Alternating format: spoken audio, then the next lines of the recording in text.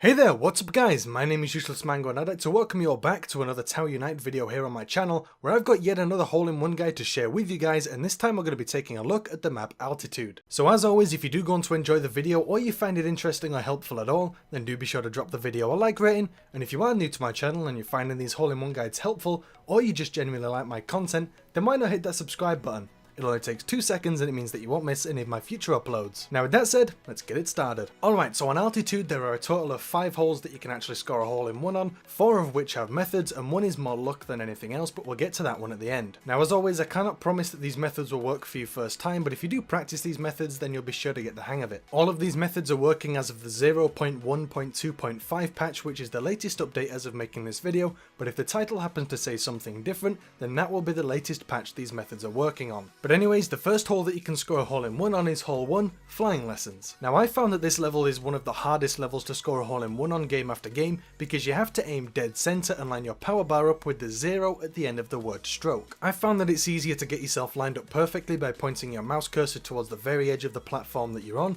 and then bringing it back to get the power right. But anyways, once you believe that you're lined up correctly, take your shot when there's a gap in the obstacle, and if you were indeed lined up correctly, then you should find that you score a hole in one.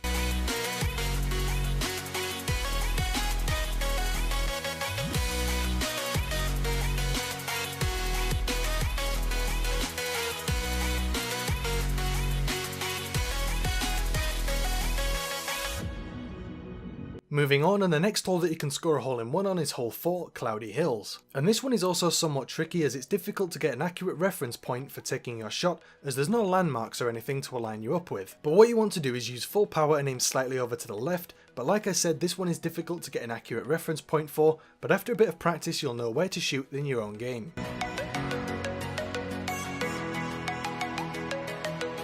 The next hole that you can score a hole in one on is hole 10, End of the Runway, and in case you haven't already guessed, this one isn't that easy either. What you need to do is use full power and make it past the first barrier, through the turbines and past the second barrier without being stopped. I found that if you wait for the first barrier to pass then instantly take your shot, you should find that you make it all the way without getting stopped. But in case that doesn't work for you, a little tip is that the first and second barriers both move together, meaning that they'll always be in the same position as each other. And now last but certainly not least, the final hole that has a method for getting a hole in one on is hole 17, Glide.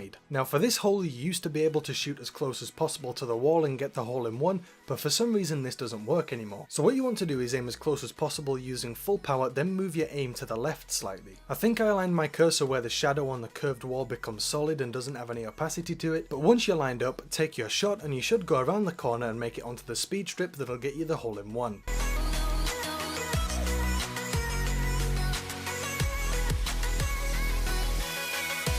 But now onto the hole that it is possible to score a hole in one on, but I haven't found a method for doing it game after game, and it's hole 2, No Indication. So the aim for this hole is to make it down one of the 2 chutes on either side, and make it down to the hole slow enough not to go over the funnel. Now I did this completely by accident, so if you guys manage to find a working method for this hole that works game after game, then do be sure to let us all know in the comment section down below. Okay, so that was my hole in one guide for the Tower Unite Minigolf map Altitude. As always, if you did go on to enjoy the video, or you found it interesting or helpful at all, then do be sure to drop the video a like rating, and if you are new around here and you're finding these hole in one guides helpful, or you just genuinely like my content, then why not hit that subscribe button? It only takes 2 seconds and it means that you won't miss any of my future uploads. Now with that said, stay awesome and thanks for watching.